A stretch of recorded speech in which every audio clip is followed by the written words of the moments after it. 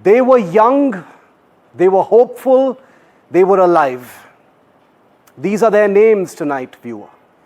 Divyanshi, 13 years old, a schoolgirl from Andhra Pradesh who had come to Bengaluru with her family to catch a glimpse of her hero Virat Kohli. She died of suffocation and a head injury near the Chinnaswamy Stadium entrance yesterday. Chinmay Shetty, 19 years old, a first-year engineering student and a trained dancer, had little interest in cricket but accompanied her friends to the RCB celebrations yesterday. She never returned.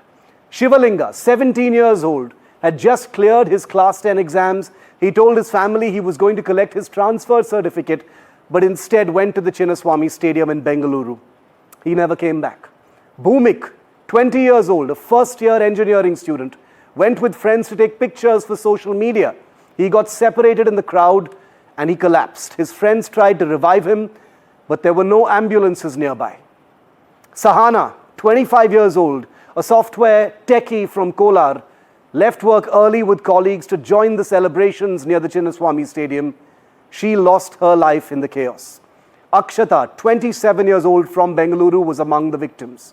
Manoj Kumar, 18, a first-year college student and son of a Pani Puri vendor, insisted on attending the event with friends, and he never made it back either. Shravan, 20 years old from Bengaluru, was among those who died as well in the stampede. Prajwal, 22 years old, told his family he was heading to Bengaluru for a job interview but went to the event instead. He never returned. Devi, 29 years old, was among the victims. Purna Chandra, 26 years old, a civil engineer from Mandya, had come to attend the RCB fans' greeting event. He became a victim of the stampede. 11 lives, and I've taken all of their names, snuffed out in a celebration that has turned into a tragedy. The average age, an incredible 23. Young India. They had their entire lives ahead of them. This is the 6th stampede that I have personally covered in the last 11 months, my friends. A total of 182 people have died, and yet we simply move on. In fact, we've already moved on.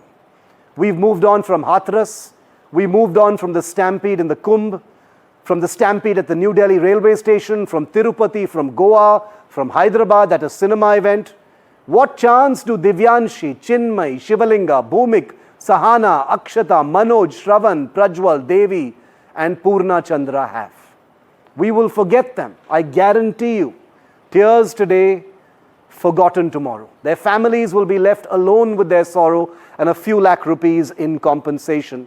We've already seen pictures of some of the star cricketers of RCB already leave Bengaluru and land in Mumbai. They didn't even wait to go and meet the families. All they did was get the RCB to announce some money as compensation for their fans, people who risked their lives to get a glimpse of their idols. And all we have left is to wait until that next stampede, until the next set of names, and this cycle that is cursed to continue. And I spoke to Karnataka MP Captain Brijesh Chauta about the stampede, about the fallout, about the terrible blame game that has erupted in Karnataka. Here's that conversation. As NDTV brings you the biggest coverage of the Bengaluru Stampede, the loss of 11 lives, the call for accountability and a big focus on the Stampede and its aftermath, we continue to bring you the big voices as well. And joining us today here in the NDTV newsroom is the BJP Lok Sabha MP from Dakshin Kannada in Karnataka, Captain Brijesh Chauta. Captain, welcome. It's been a truly terrible incident in Bengaluru, in your state. Your first reactions on this? I know you were abroad, you were on a different mission altogether, and as you came back, this terrible incident reported from Bengaluru. Your first word on that? You've already seen the government, order a magisterial inquiry and, answer some of those questions. But what is your take on that? It's so unfortunate. It's so tragic. People of Bangalore did not have a choice to did not get any chance to rejoice. RCB Bangalore gave them a chance to rejoice. But this government, Siddaramaiah-led government, like the way they behaved in the last 2 years, even in this joyous occasion, where people wanted to celebrate, people wanted to rejoice the victory of their city's team. This government got into the spectacle and created a tragedy. It's a created tragedy. It's a manufactured tragedy. Government cannot walk away from this responsibility. They cannot shirk away from this responsibility. Accountability has to be fixed because in a city like Bangalore, when you have a separate commissionerate for Bangalore, then you have a police commissioner, entire thing is there. This could have been easily preempted. It is not something which couldn't have been preempted. The previous night there were celebrations in the city, and the next day I don't know who planned the entire thing. The DCM has a event in front of Vidhan Sauda, creating a mockery of the whole thing, and we have innocent people dying today in Bangalore, and the government is given another reason. It will be a haunting thing for Bangaloreans. Siddaramaiah is a chief minister who's held a press conference just shortly after the incident, Captain. He has said, don't politicize the issue. He says, BJP is no one to talk about stampedes. He's taken the example of Hathras, Kumbh, Delhi, etc. and said one should not politicize the issue. How would you respond to that? See, we are demanding accountability from the government, as simple as that. The chief minister of the state, the government of the day, has the responsibility of protecting its citizens. Now, when you have a public event like this, if the government says that we are not prepared for it, we did not know the crowd will be so much. What are they trying to say? Maintaining law and order, maintaining a sense of dignity, maintaining some decorum in the way public events are organized. That is the responsibility of the CM and DCM and the state government. They cannot say do not politicize. As a responsible opposition party in Karnataka, when today's celebration should have been happened in Bangalore, people would have been rejoicing. They're mourning something. It's so unfortunate and tragic. And there are documents that have also come to light, Captain, which suggest that the police may not have been in favor of actually allowing such a large crowd. The traffic police also got involved and stopped the plans for a victory procession. But still it went through, suggesting that this was not some last minute issue that shocked the entire system. It was something that may have been waiting to happen. It only shows the apathy of governance in Karnataka. I mean, this is not the first incident. This is only a tragedy which was waiting to happen in Karnataka.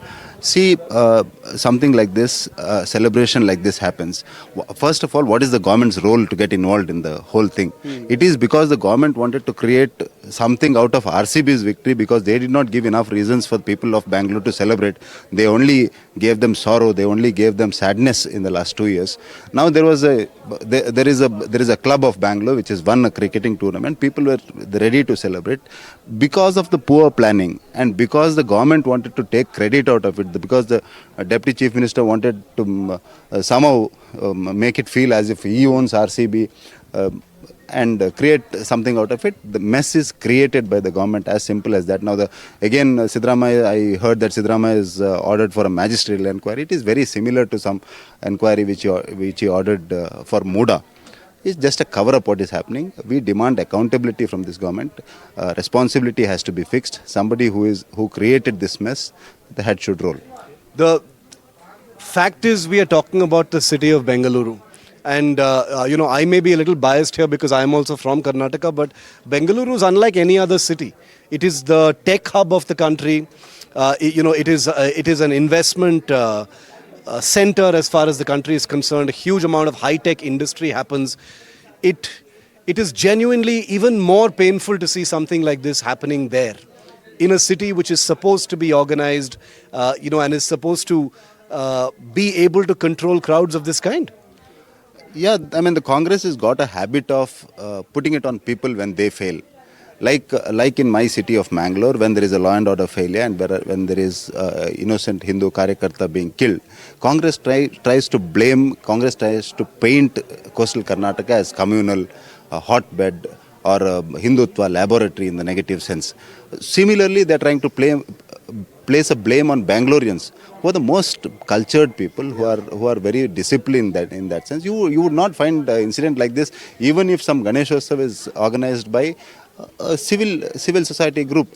But unfortunately, the government tried to honestly meddle in the whole issue. And you have seen scenes in front of Vidhan Sauda. I mean, we haven't seen scenes like this in Bangalore. Now they're creating a different model of Karnataka. They're trying to paint Karnataka in a bad way. And today they're trying to blame Bangaloreans for the mess they have created.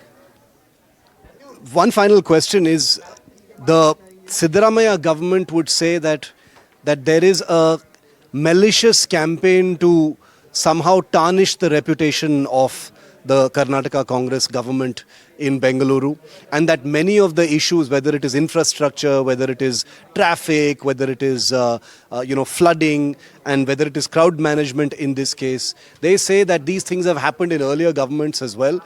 It is time not to politicize but to put our heads together and try and solve the problem. How would you respond to that? Final question. See, Siddaramaiah and DK Shivkumar might be concerned about their reputation, Congress's reputation, or earning money through this tenure. But we are very clear. The Bharatiya Janata Party is concerned about Karnataka. Bharatiya Janata Party is concerned about Bangalore. Bangalore and Karnataka cannot see this apathy of governance, lack of development, public services going into a mess, public infrastructure in horrible scenes, and today a law and order situation in Karnataka where innocent people have died for no reason.